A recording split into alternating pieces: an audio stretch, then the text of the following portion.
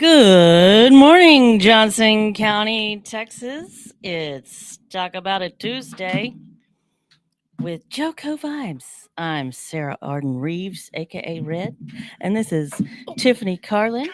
And Try we not have to injure myself on the pool. And we've got a guest in the studio this morning, Matthew Lucci.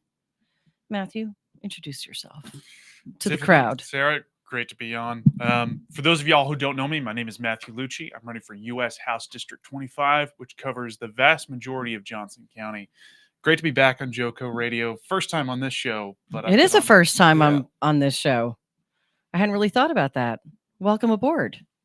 Good to Really? be here. Is it really it is the first Yeah, time? it's my first time on the morning show. Yeah, well, you're typically on with Jake Wernette, Or Greg Cooper. Or Angela Roca. Yeah. So, wait, did early voting start? Is that today? Early Today. voting started today at Today. 8 a.m. That's Polls right. are open till 5. You know, the mornings. The Ah. mornings are like where we get the kinks worked out, isn't it, for the rest of the day? Yeah, kind of. It happens like that. All right, so early voting starts today. Let's talk about District 25 and why you're running. Talk to me. Yeah, so District 25 is 13 counties, including most of Johnson, portions of Tarrant, portions of Parker, and then 11 other counties, heading from Arlington all the way out to almost Abilene. So most of Johnson. So what parts of Johnson are not in District 25? Venus is no longer in 25, Grandview is not in 25, and most of Mansfield and most of Alvarado are not in 25. Those are Wow. in District 6. Okay. That's interesting. Was that a recent redistricting of that? I can't quite remember. Yes. Because it seems like we're always redistricting. Well, it's supposed to be every 10 years, but the legislature down in Austin can't get their act together and draw reasonable maps, and so they get thrown to the courts all the time and forced to redraw. Well, let's just say that they're continuously trying to, gerrymander decide the heck out of the state. Yeah. Decide that let's look at Abbott, who was just here again in Cleburne, pounding the pavement for Helen Kerwin, pushing our horrific school voucher bill that he wants to push through, which I think most people don't really understand, that it's not a good plan. It's not a good plan. What are your thoughts on that? Yeah. So, one, Helen is a friend of mine. Lyndon Laird's a friend of mine as well. But one of the things that I get all the time is the question about school choice, and I am in favor of school choice. I was homeschooled. I'm the second of 7 homeschooled children. And so I'm a big proponent of school choice, but I'm not a fan of any of these voucher programs that they're pushing, because it's going to cost the state a heck of a lot of money, which means it's going to cost us a heck of a lot of money. And then on the other hand, there are lots and lots of strings attached to what you can and cannot do with that money. It'll put even more government control over our school system. And I don't like that. And I think that the vast majority of folks here in Johnson County don't like that either. Well, and to be clear, for people who don't really understand school of choice is already happening and legal in the state of Texas. You have a choice to go take your child to whatever school they want to go to. You have a right to do that legally. It's just the difference in the vouchers versus non-vouchers is, as of right now, when you take your kid from a public school, let's say, to a private Christian school, the tax dollars are not following your child. So whatever portion you're paying out of your property taxes is still funding the public school. It's not funding the child. And so, and I'm down with my money following my child, but I don't think that should be somebody else's money following my child. And the way that the bill is written out, and correct me if I'm wrong, is we're going to end up funding other children. And the way I've read it and the way that it's been described to me is that we are giving opportunity to pay for other people's children to have and this is actually words from Governor Abbott. We all kids deserve a better education. Well, don't we take issue with that statement in the first place, to say Our public schools are not if good he doesn't education? right, or- if he doesn't think our public schools are providing the best education possible, don't you think you should fix the problem? You would think. And now I'm going to say I'm an engineer, and so when I'm given a problem, my job is to solve it. My job is to fix it. If you give a problem to a politician, they look for two things. One, someone to blame for that problem, and then two, how they can exploit that to get what they want somewhere else. And I think that's what we're seeing in Texas. Is there's a problem with their public schools, and there are a bunch of donors who want money to go toward private schools, private education for their kids, because they don't feel like paying 25, 30 grand a year to send their kids to Right. fancy private schools. When homeschooling, for me, I think cost less than 10 grand the entire time I was in. Right. My mom was very efficient. Right. But that's what we have. And we have Republicans and Democrats, but in this case, a lot of establishment Republicans looking at their donors and saying, hey, wait a second, I can use this problem to force what you want while not ever taking responsibility for the problem, not ever solving the actual problem Sure. at hand. That's what we get all across Texas and pretty much any issue that we see today. So let's talk about. I'm going to talk about something that's you're really passionate about, and that's the fentanyl crisis. And talk about what you do for a living. Like what's your 9 to 5 job, which really probably isn't a 9 to 5, but well, it's like a 24-hour job. right. About 3.5 years ago, I lost a close friend of mine to a fentanyl overdose, and that led me to leave my job as a mechanical engineer and start a company that develops medical devices. And these devices measure how much pain medication's in a person's system, compares that to how much should be in the system, and then automatically changes dosing so that patient can recover from a major surgery without being in pain and not get addicted to their pain medications. Very good. That's cool. Yeah, so that's what I do in my quote unquote 9 to 5. Been building that up for about 3.5, coming up on 4 years now. And I've learned so much about drug trafficking, about human trafficking, about border security, how all those three things are so tied together. Sure. And I've actually gone around speaking in schools and speaking to state legislators and federal legislators as well about the issue of fentanyl. I mean, I was speaking over at one of the middle schools here in Burleson a few months back about fentanyl and about Narcan and, hey, why you should never take a pill that you don't know where it came from. And a little girl came up to me afterward and said, I have to show you something. And she held out her hand, and on her wrist, there was a bracelet that said, Kyle still speaks, because her best friend, Kyle, had taken what he thought was a Tylenol, and he didn't wake up the next morning because it was laced with a deadly amount of fentanyl. Mm. This is happening in our schools. We had someone over in Godley about a month or so ago who overdosed on fentanyl, and thank the Lord someone was there to give him Narcan and revive him. But this is something that's happening in our communities here in Johnson County. And I hear it across all 13 counties, but especially this county that I grew up in and called home for the majority of my life, just seeing how tough it is when one of your friends in middle school doesn't show up to school the next day because they got something that had been laced with a deadly amount of fentanyl and they had no clue.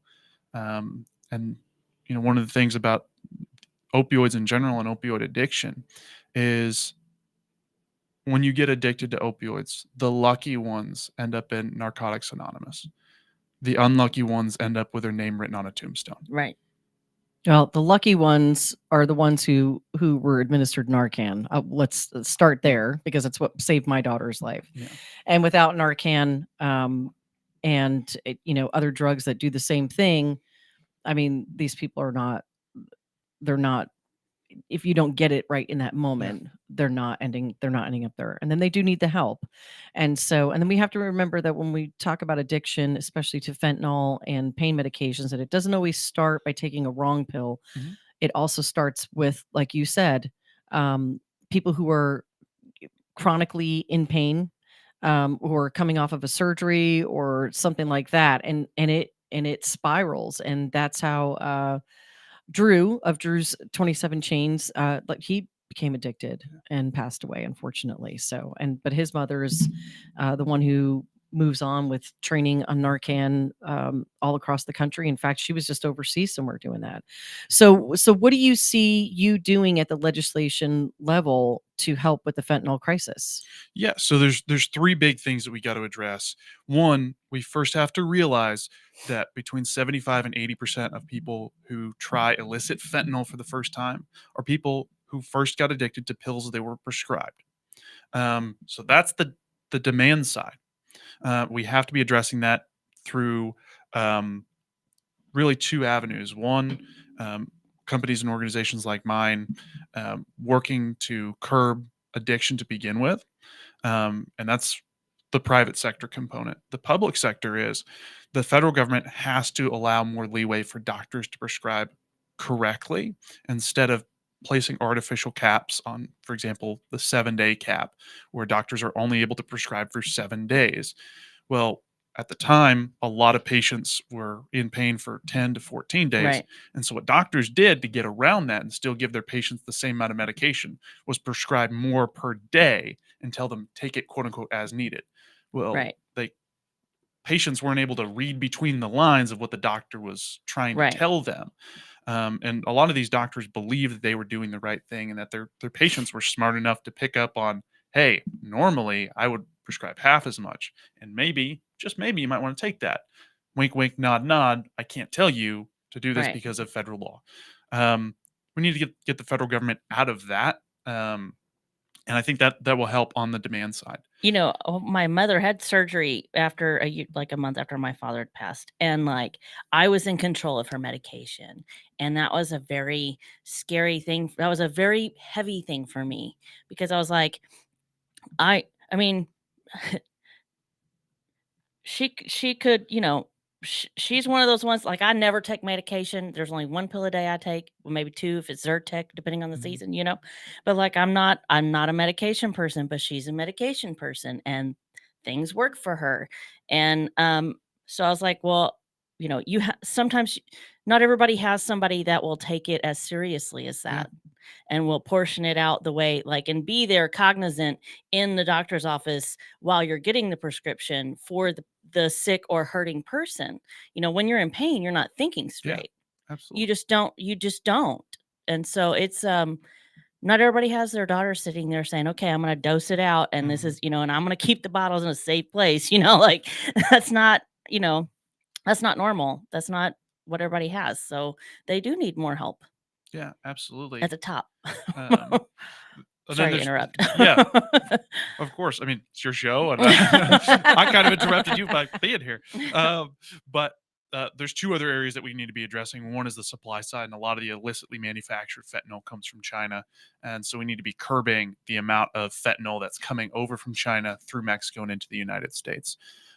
We can address that through diplomatic means, readdressing trade deals with China and other partners throughout Asia. And then the last component is disrupting the supply chain itself, which includes border security. So let me ask you a question, because a lot of people say, well, everything's coming from Mexico. It's all coming from Mexico. So when you say that the supply of fentanyl from China is coming through Mexico, where and how has that been tracked down and proven that China is coming from China and going to Mexico and then landing here in the United States? Where's that chain of command? Like, how do we know that? Yeah, absolutely. So we know that a lot of this is being manufactured in China because there are basically large pharmaceutical companies in China that are Right. manufacturing tons and tons and tons of it. The U.S. has intercepted several major shipments into Mexico. Mexico doesn't inspect all of its cargo. The U.S. doesn't inspect all of its cargo. We can't, but we have DEA agents working in Mexico and here in the United States and finding we have these cargo containers full of fentanyl coming into certain ports, and occasionally we catch one. Right. Um, and at that point, we work with the Mexican authorities to say, "Hey, wait a second. You were supposed to be inspecting everything coming over from China, everything that was coming from this port to this port. Why aren't you doing that?" And then they throw their hands up and say, "Well, we can't inspect everything." Um, and we say, "All right, well, fine, whatever." But we know because we've tracked down those shipments. When we've intercepted them, we Right. know where they're coming from. Um, and a lot of it, it ends up in Mexico. It gets doled out to the cartels, and the cartels use their mules to get it into the United States, many of which are U.S. citizens. Actually, the majority of them Right. are U.S. citizens. And some of them know that that's what they're doing. They're transporting drugs. And on, I believe it was Greg Cooper's show, I talked about the unwitting drug mules. Um, the LA Times, again, no fan of the LA Times, but they did an expose on the pharmacies just south of the southern border. And they went down to 40 different pharmacies and found that 11 out of the 40 pharmacies sold them pills that were laced with fentanyl. And so what happens if you go down to one of these pharmacies just on the other side of the border, you can get pills for a tenth of the price that they are here in the Yeah. United States, and you don't need a prescription. Right. And if you talk to those folks who live down there on both sides of the border, they'll tell you it's actually the cartels that run the pharmaceutical industry. They've run out the quote unquote legitimate pharma. Of course they do. Just like our pharmaceutical industry here in the United States It's runs basically our a cartel. country. Yeah. I mean, My great aunt and her friends, they had campers. I mean, she doesn't do this anymore because she physically can't, but they used to all take their campers down to the border, and then they'd all go stock up on all their meds. I mean, that was common practice for a lot of senior citizens. Empty nesters, they would just go down there and get all their meds. And it makes absolute sense. But what we have right now are drug cartels lacing pills with fentanyl so they become more addictive. So you keep coming back to them and their farm quote unquote pharmacist or their dealer. Right. And you have a lot of entrepreneurial young men from the United States looking at pill arbitrage, essentially, which is when you buy something at a lower price and you sell it at a higher price. That's what they're doing. They look across the border at Mexico and they say, well, I can buy a bottle of Percocets for $30 and sell it for $300 in the US. Yeah, right. $3 a pill. Yeah. On average, it's about $3 a pill to get the perks. And I mean, so morning, Jason. Yeah. How do you know the arbitrage amounts there, Tiffany? I'm just curious. How do I know what the pills cost? Because I have a daughter who survived fentanyl addiction, and overdose. So I know how do they come up with those numbers? That's my curiosity. I mean, I don't know. I'm not a drug dealer, but how do they come? I mean, they're looking at their most profit, and then who's selling against them on the next corner. And well, they're selling them for $5 a pill. I'll sell them for $3. So it just kind of depends. I've seen communication and anything that I've seen personally, I've turned over to the DEA. I just want to make that very, very clear. I've worked very close with the REACH organization and with local law enforcement to pass on any information I've ever come across. Because when you're a mom of a missing child, you will do anything. You will do anything. And so in that you uncover a lot of information. And so these are things that I've seen. I mean, I will tell you that although I'm a fan of Cash App and Venmo or the ease of the use of these apps, a lot of drug dealing transactions are happening through Cash App. Yeah. Aren't they tracking that now though? I mean, it's pretty heavily tracked. They may be now, but as I've seen within the transactions in Cash App, what these kids say they're paying for is just insane. It's, clearly nothing. But again, these are things that you screenshot when you take your kids' phones and look at everything. And you go through all of that. I screenshot everything I found, every dealer that ever showed up in there. I took and sent over to law enforcement so that they could, get these guys. And then, of course, I did my own digging immediately and found them myself. Of course, I didn't do anything. You never do anything. You have to let law enforcement take care of it. But the more information, the better. Yeah, it's the best thing you can do. And so I've had quite a few conversations recently about this drug issue and our issues with Mexico and a conversation that happened over the week. Oh, we're going to go to break. Stay with us. We'll be right back with Matthew Lucci.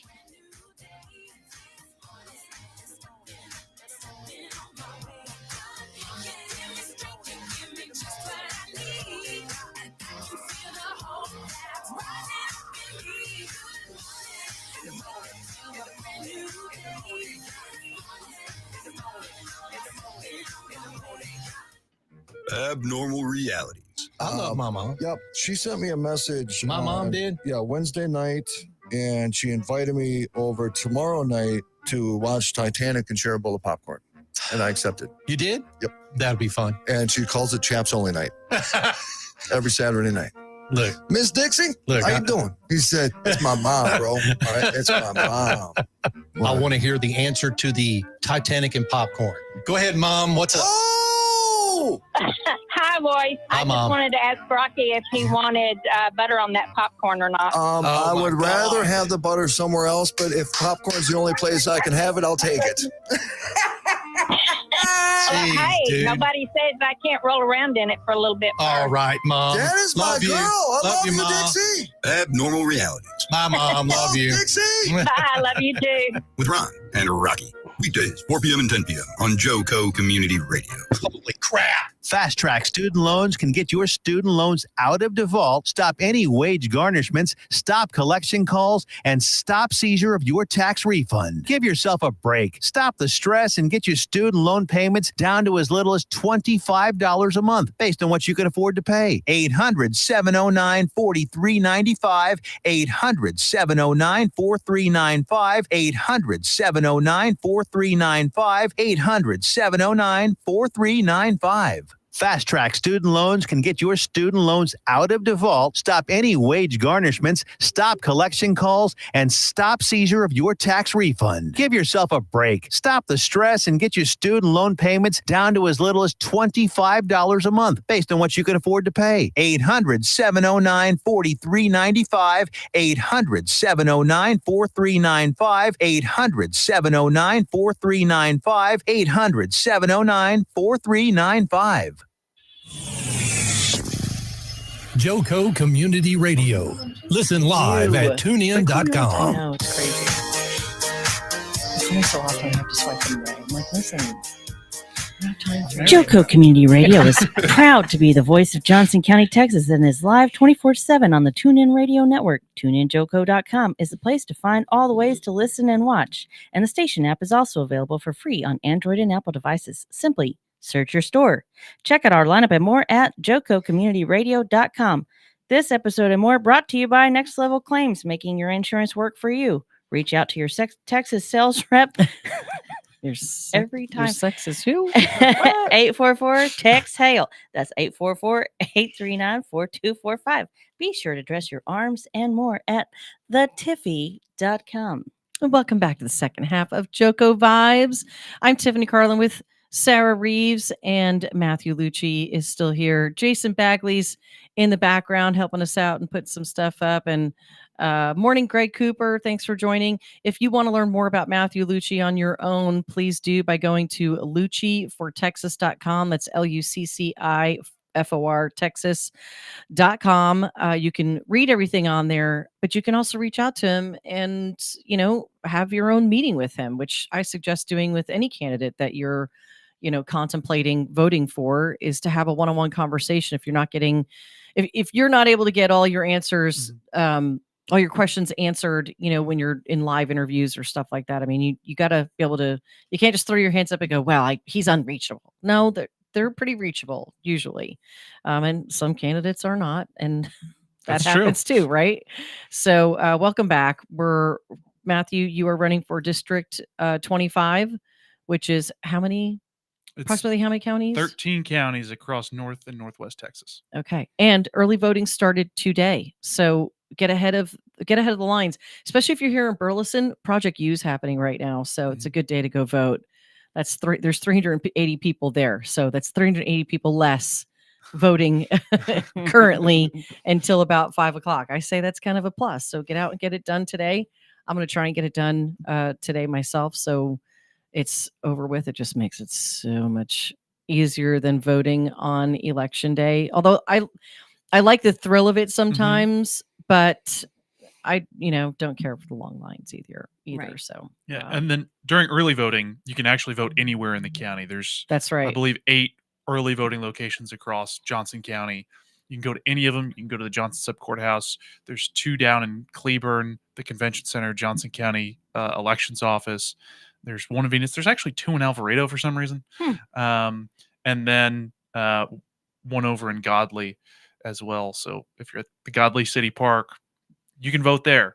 on election day, you have to vote At in the your s- precinct's polling location. At the city park? There's a pavilion at the city park. And they're voting there. How interesting. That is where the county pays to have them vote. So that's where it is. Wow, that's how many times I've clearly been onto the Johnson County polling website because it pulled right up. Of course, it was not right. So before we went to break, we were talking about the drug, especially the fentanyl crisis. And by the way, heroin's picking back up too. Yeah. It's a major problem on the East Coast. Pennsylvania has massive problems with heroin. So some of these other drugs haven't disappeared. They've reared their ugly heads in different parts of the country. But fentanyl, specifically here in Texas, is killing our kids. It's a major problem. And so there's a lot of other things. I mean, as a parent of a survivor, there's a lot of other things that we have to dig into that comes down. It affects every part of this. Okay. And some of that is we have a mental health crisis in the United States that continues to be ignored as well. And when you have a mental health crisis and you have nowhere for someone to go and get help, whether it's for free or affordable or offered by the state, which it is not, that too is a problem. We have to get down to the root of why is someone turning to a pill, and this goes beyond just the um, uh, coming off of pain meds from a surgery or something like that, or going through recovery of some sort. But there is the curiosity, of course, in our schools and in our neighborhoods and in your home of where kids are wanting to get high. I mean, let's face it, they're no different than the kids of my generation or of your generation or of your generation, because your generation's different than mine. Sorry. It hasn't changed. So, but what has changed is the access to mental health care. And so that's an issue too. Where is your involvement or your ideas for that part of the epidemic problem with fentanyl abuse? Yeah, that's a wonderful question. I used to work for an organization called Mental Health America. And one of the things that we were really focused on was access to mental health resources, um, lobbying the state for access to mental health resources, and then also mental health training. There's something that any one of y'all who's listening today can go do. It's called mental health first aid, where you can identify the signs that someone is struggling with drug addiction, with depression, bipolar disorder, schizophrenia, whatever. You'd be able to at least triage and help them find some resources. In our more urban areas, resources are much more available than in our rural areas. What we have, and I'm working with a police chief from Young County on mobile mental health units, having the state supply a mental health officer, at least one in every county who'd be able to go out on a lot of these mental health visits so that these folks don't end up in our prison system, which is not good for them anyway. Right. And in addition to that, we also have to change the narrative that somehow drug addiction is a moral failing. In many cases, it's just someone who is taking a pill as they were prescribed, getting addicted to it, and then having their entire life destroyed. And so we need to have at least a bare minimum compassion to look at our brothers and sisters in Christ and say, look, you got screwed over. And instead of pushing you out onto the streets, what we need to be doing is finding you resources. And again, in Dallas Fort Worth, some resources are available, but the incentives are very perverse. Um, if you go to a drug abuse recovery center, their incentive is to get you well enough to walk out the door, Right. but not well enough where you'll never return again, Right.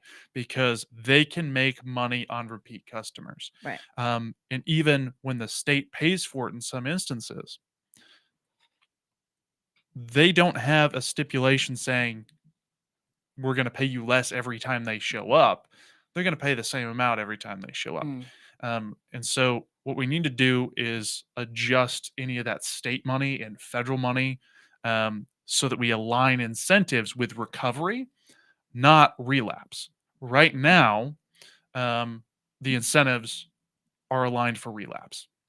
And so whether it's working on mental health units for showing up to someone who's in crisis, or whether it's adjusting incentives so that recovery is actually recovery, not cyclical relapse.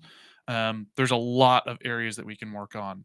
Um, that You know, that you said Young County, that's getting out there, towards all that oil field stuff. Well, that's, that's my territory. That's my industry. And so I know that there's always been a very large problem with roughnecks getting on drugs, and like it's just a bad atmosphere. It can be a very bad atmosphere out there, and they have been trying over the last decade or so to adjust that with HR, with the large companies that run those rigs and everything like that, where they're doing more drug tests and things like that. But there's those ghost towns that are full of Well, my the son, little motels that are scary. my son graduated high school early, 6 months early, and at 18 years old, he went off to go work, in the oil fields, and it was and if you're not working for the right company, there's no eye watching over you. Right. Meaning these guys they're working, and when they're not working, they're drinking. Or right? they they're work getting messed until they up. can sleep, and then if they can't sleep, then they're doing stuff to make them Yeah. sleep. And if they can't, then they gotta power through, or they might not stop working for 2 or 3 days. Yeah, but these and they have to keep going. there And are so there there's are been some companies, because he problems. did go to work for one after that they drug tested and alcohol tested you every week, because they didn't want the liability of, I can't have someone messed up on a rig and get killed or Yeah. badly Well, like- injured, and that happens all the There's time. a joke in Austin. This is Hook'em Horns. In Oklahoma, this is Chapter 11. And in Odessa, this is 4 more beers, because they've been Yeah. throwing chain and breaking their fingers off, whatever. Well, that's because they're rough, tough, but that's just that's the industry. But they are doing so many things, and that has to come from some legislature of, well, number one, that companies are going to be more liable. Well, they are liable. Well, yes, Todd sued a couple of them, but like it's and won. There's negligence, and then there's Sure. non-negligence, and there's personal negligence, and there's company negligence, and there's so many factors that come into that. But really what it comes down to, again, is that we still have a mental health crisis in the United States. I mean, we have to look at, and some of it's industry related too. I mean, it's not an easy world to work in the oil and gas industry. No, they're Especially- called roughnecks for a Yeah, reason. yeah, it challenges. I mean, I give my kid every credit possible, the fact that he, packed up and moved off to live in another world. He's back here. He's back here, thank God. So let's talk about the border, because I know that this is such a giant issue, and I, as a voter, and I, as a person, or I'm not a politician, so I have a different viewpoint than you might as running, right? So what I want to know is, what do you think can be done differently than what's currently happening now? And I'm not talking just with the Biden administration. I'm talking in general, because this is not a problem that just popped up over the past 4 years. This has been an ongoing issue that obviously. no one president has ever made a massive dent in our border crisis. So what can we do differently going forward, and how can you be a part of that? Yeah, wonderful question. And I love the way that you set up that question, because for the last 40 or 50 years, politicians on the left and the right have been running on border security.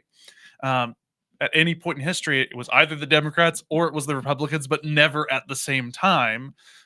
Because in politics, and this was told me by a politician who is currently in office, and I may or may not be running against, this person said, if I have a problem and I have someone to blame, I don't have a problem.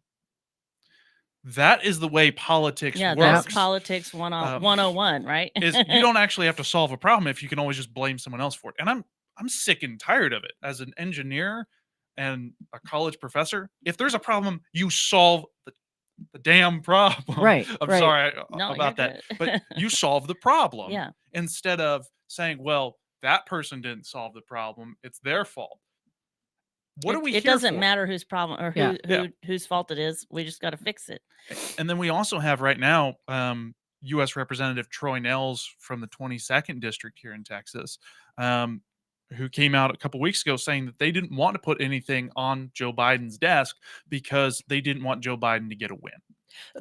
That's the political problem we have. It's such the politicians are so concerned with the party politics win versus the win for the people that they've completely lost sight as to why they're in the seats that they're in the first place. This is not about your stupid party. I don't care if you're a Republican, you're in the moron party, you're a Democrat, you're an independent. It doesn't matter.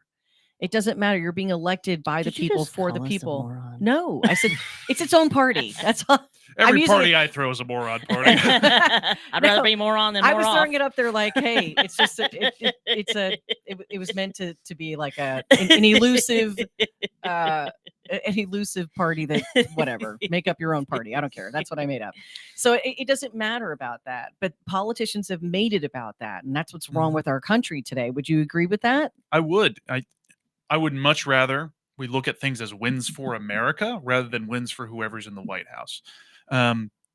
If the problem is severe enough that you're going to go on television, you're going to go on radio, and you got to send out a whole bunch of mailers and ads saying the border there's a crisis at our southern border, it's an absolute mess, we need to fix it.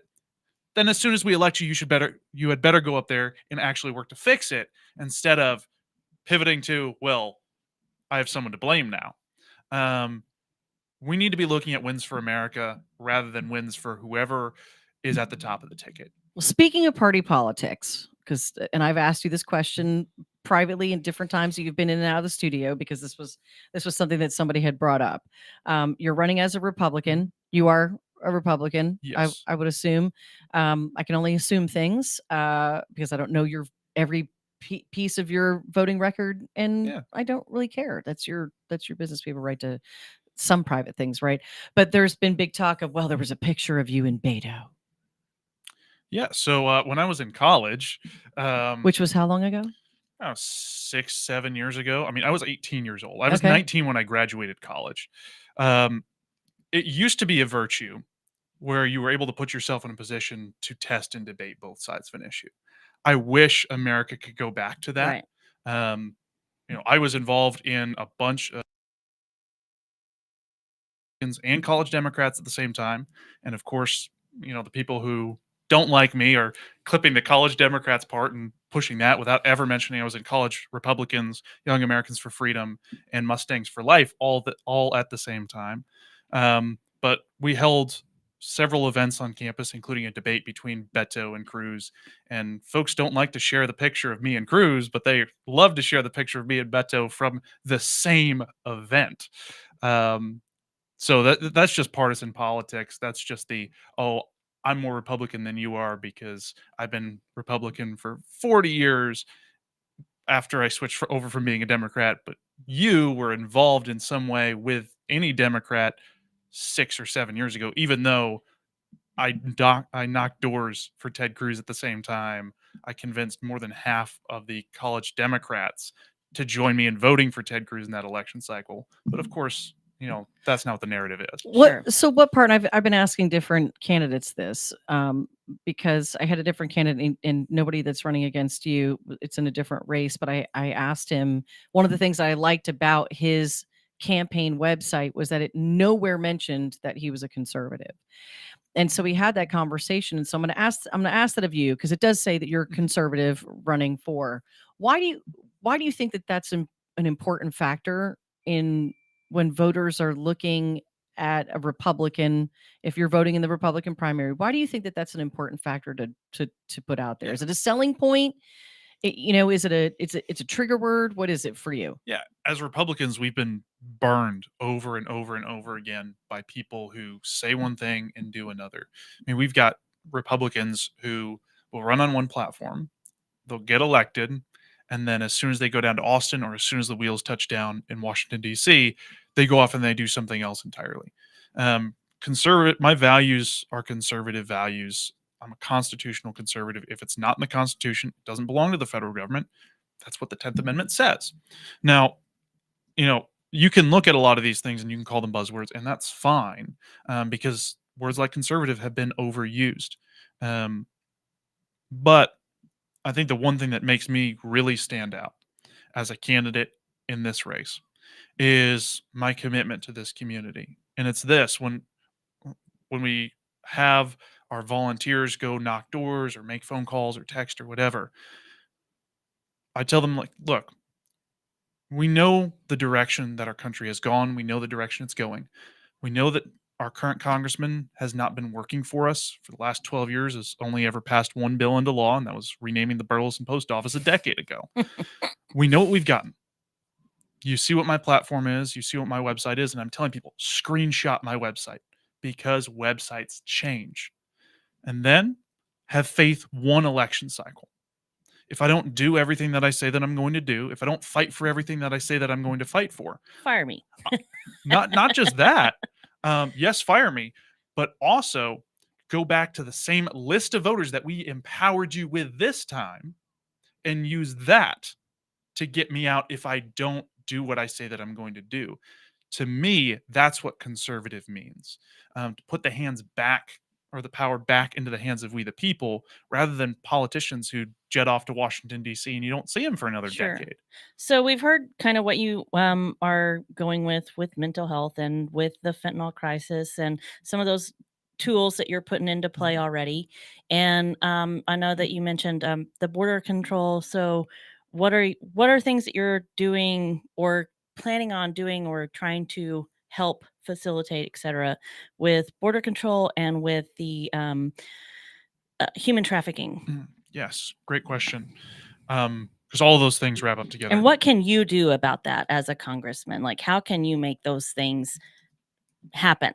Yeah, first thing, talk about it, talk about it, talk about it, talk about it. Politicians love to talk, and then actually turn that into action. And so I'm the author of the Congressional Pledge to Fight Human Trafficking that's been signed by dozens of candidates all across the country. And there's three components of that. One is not accepting any campaign donations from any organization or individual who is known to have done business with human traffickers. You would be surprised how many people in Washington, D.C., right there Sure. on their FEC reports, it'll have a name that is directly tied with human trafficking. Human traffickers do donate to political Sure. campaigns. And so first, reject all that money. Reject that influence. The second, publicly call for the release of the Epstein client list so that we can really expose those who are trafficking children. And then third, to co-sponsor legislation when you get elected so that we can actually get something done. And I think that's one of the things that's really helped me as a candidate, to figure out this is what Ben Klein, for example, from Virginia cares about. This is what Chip Roy cares about. Some of those things are the same, some of them are different. Well, let's map out which ones are the same, what we can work on. I mean, we've got a bill right now that I'm working on that has 60 co-sponsors across the country already, and I'm not even elected. And so what we need to be doing in that area is securing our border, because some human trafficking comes from across the border. Vast majority of it is actually kids Right here. being trafficked by family members, by coaches, etc. Teachers, dentists, boyfriends, Yeah. girlfriends. So, I just said this, I had this conversation again about the border crisis and trafficking coming across Mexico. And that's not the majority of trafficking in the United States. They're being trafficked right here in your backyard. So go ahead, keep going. Sorry. Yeah, absolutely. I'm in total agreement with you. And so I think what we need to be doing is, on a national level, having that conversation, and pushing legislation forward to remove liability, or sorry, to remove immunity from, for example, websites that host human trafficking. There was a bill, HR 1865, that only 25 of the 435 members of Congress voted against.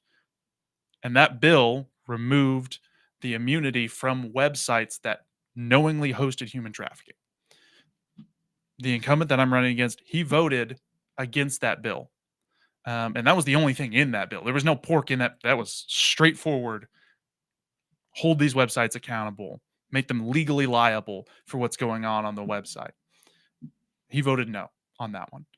And I think if we continue to push for stuff like that, making folks liable, making it easier to prosecute human trafficking, and holding our DAs accountable across the country when they don't prosecute human trafficking cases, holding our sheriff's offices accountable.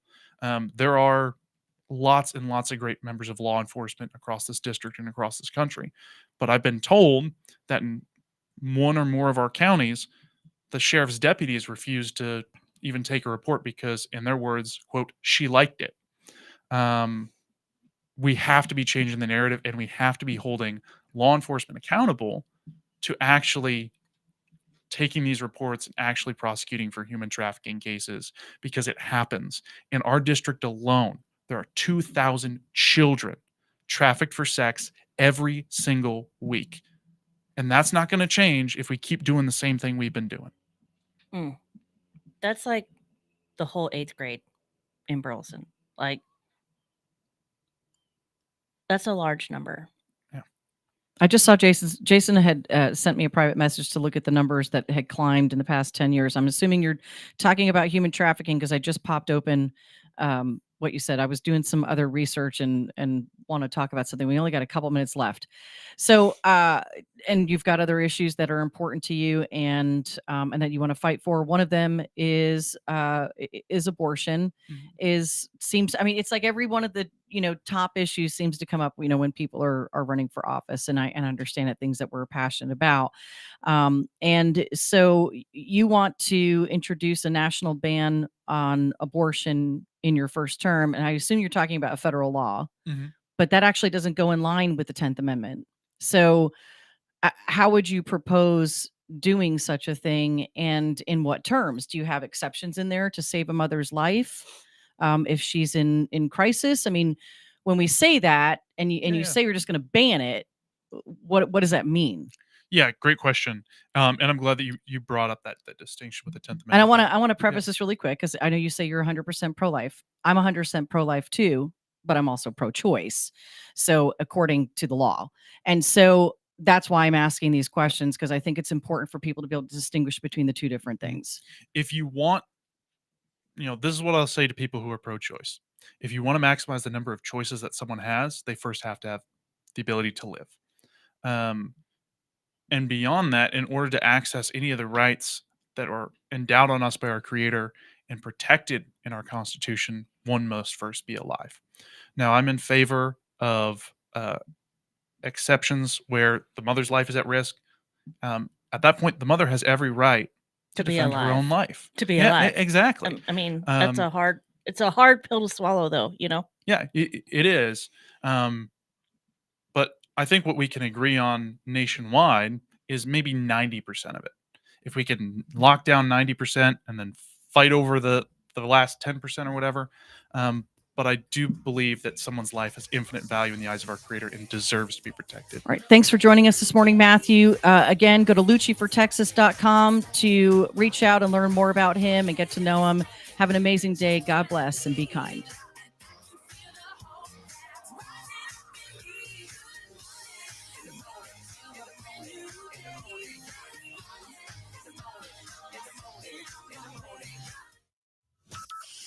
From Burleson to Venus and Grandview to Godley, this is the voice of Johnson County, JoCo Community Radio.